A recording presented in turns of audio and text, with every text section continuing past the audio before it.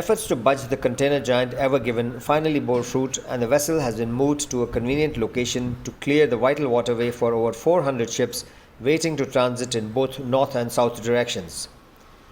Marex spoke to shipping professionals on the technical and commercial aspects of this grounding in the Suez Canal, which has had the shipping and the trade world in a tizzy over the last week. It was a very unfortunate incident which happened at Suez Canal a week back with the ultra-large container carrier Ever Given. And it has really opened the eyes of the world today with the economies of scale that are at work to carry the more and more cargo. We are building bigger and bigger ships. The root cause of the incident is yet not known. There are a lot of speculations going on at the moment in the industry. And of course, wind is one of the factors, and also one of the factors is a narrow channel interaction with the vessel. And this has led to a disastrous incident in the world. The world has a lot to learn from it. And I personally feel that instead of blaming someone, we should now come to a stage where we can conclude onto the systematic cause of this incident. And to avoid that, we need to have a very strong, robust preventive action in place, which will not only address systemic issue, but also issues of human factors, which might get highlighted into the investigation. The vessel got grounded for last 6 to 7 days has been really disastrous for the entire supply chain management. About 300 plus vessels are stuck on either side of the Suez Canal, and many have been already diverted. And since the world's almost 15% trade passes to Suez Canal, this has been a major mega blockage event which has got into the attraction of the world, and a lot of people, a lot of landlubber people don't have the clue as to how this has happened and why this has happened and whose mistake it is that, and things like that. I think, I'm sure Suez Canal authorities, along with the IMO and other international bodies, will definitely work for a systemic root cause and work on it for such incidents to happen again. Suez Canal grounding.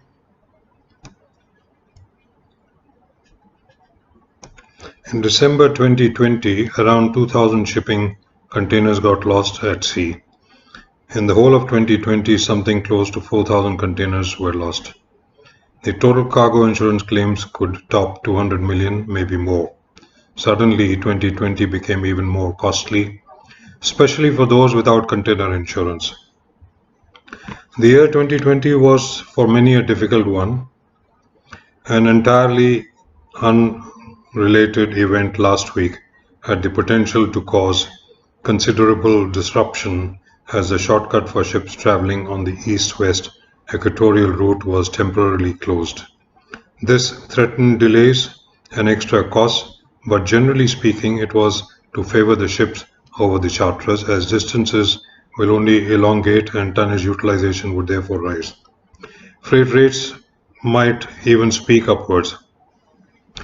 Early on Tuesday, 23rd March 2021, the giant 20,388 TEU ultra-large container ship Ever Given allegedly was caught in a sandstorm and sustained wind gusts of 45 to 47 knots, causing it to wedge itself diagonally across the canal passage to Rotterdam.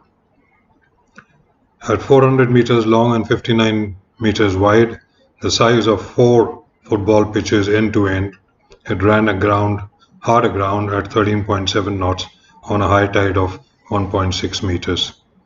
It is a shipping fantasy to have a ship block the waterway, causing all others to take the long route around the Cape of Good Hope, adding lots of extra miles to east-west and west-east passages. Normally we imagine sabotage or a ship scuttling maliciously aimed at frustrating the flow of regional hydrocarbons, but in this instance it appears to be an accident. An enormously tall 400 meters long floating wall, taller than Eiffel Tower at 324 meters, with a beam of 58.8 meters, is clearly susceptible to high winds.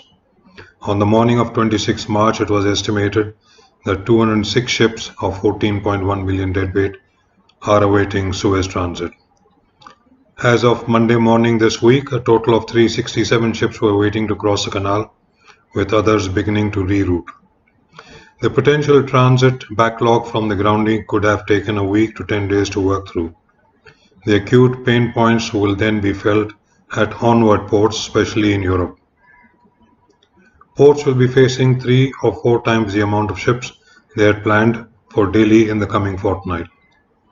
Smith Salvage, who had the contract to refloat, had assessed that the fully laden ship is sitting like a beached whale on the sandy bottom with both the bow and the stern slightly elevated, thus putting pressure on the hull as the tide ebbs and flows. This would not fit the definition of napsa, which is not always afloat but safely aground, as the hull must be under great stress at some risk. The stop press to this news was huge Suez operation frees the Ever Given. The Ever Given was refloated in the early hours of Monday yesterday morning, according to the Suez Canal Authority. The giant will have an initial assessment for damages. The ship's engines are running, and sources on site say the ship is fully mobile. But the decision has been made to take the ship under tow to the Bitter Lake to the north. The Suez Canal Authority will soon be in a position to start to get convoys underway to move the hundreds of ships waiting at either end of the vital waterway linking Europe with Asia. A total of 15 tugs were used in a huge overnight operation, making the most of a spring tide. Dredging around the bow area overnight had given the waterway's eastern bank a depth of 18 meters to facilitate the flotation of the ship. What is expected from this accident?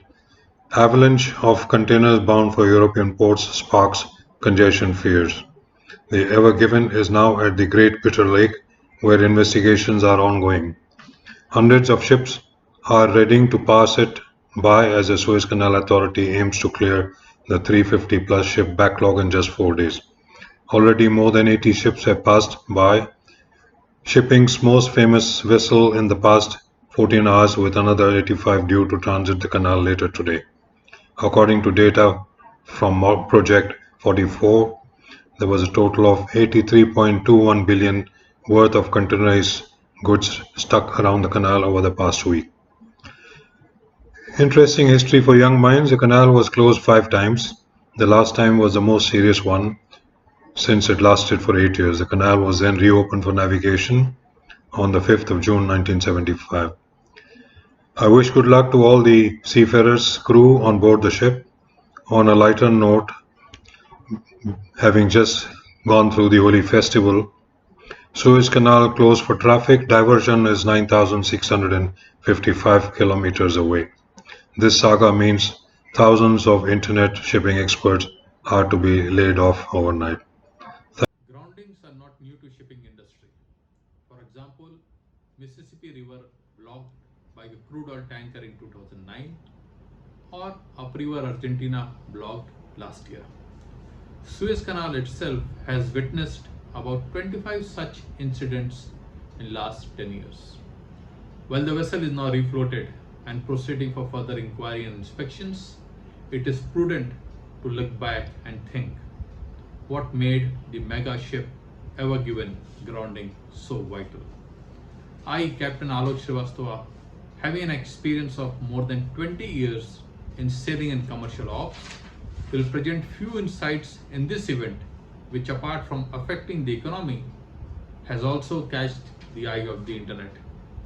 The mega ship Ever Given, unfortunately, was grounded at a place where the channel was dredged only about 60 to 70% on the sides. Thus, it was not only the bow, it was actually almost 130 meters of the vessel length that was hard aground, thus blocking the entire traffic. Numerically, northbound convoy had a wait list of about 180 vessels and southbound convoy had about 150 vessels waiting, comprising a full platter of bulk carriers, chemical, container, crude, LNG, LPG, general cargo, product and car carriers. While the reason of grounding can be technical, human error or act of God, but the impact is enormous. With an estimate of almost 9 billion US dollars per day lost to the global economy. Since Suez Canal handles almost 12% of the world shipping, as a countermeasure, we have seen many vessels making huge diversions, and even some new chartering contracts are coming up with options of routing via Cape of Good Hope, which adds almost 3,000 nautical miles to the sea passage. Increased routing distance also has an impact in terms of reducing the available shipping tonnage and sending ripples effect to the global economy. From India point of view, the Commerce Department has come up with a plan to deal with the problems through a 4-point plan that includes prioritizing the cargo, keeping the freight rates in check, and exploring the options of rerouting the vessels. The plan was made in a meeting comprising senior officials from the Commerce Ministry, the Logistics Division, the Ministry of Port Shipping and Waterways, Container Shipping Line Association, Federation of Indian Export Organization. The vessel was eventually refloated on 29th March around 6 p.m. India time. It took massive effort to dredge about 30,000 cubics of sand and more than 10 high-powered tugs collaborative effort to carry out the refloating operation. Luckily, no major damage or pollution is yet reported. As per latest assessment, it will take about 6 days to clear the backlog of the waiting vessels. Last but not the least, whatever be the reason of such incident, we must be considerate towards the crew on board, the owners and the manager of the vessel, and the Suez Canal authorities who have put their heart and soul to resolve this main artery blockage.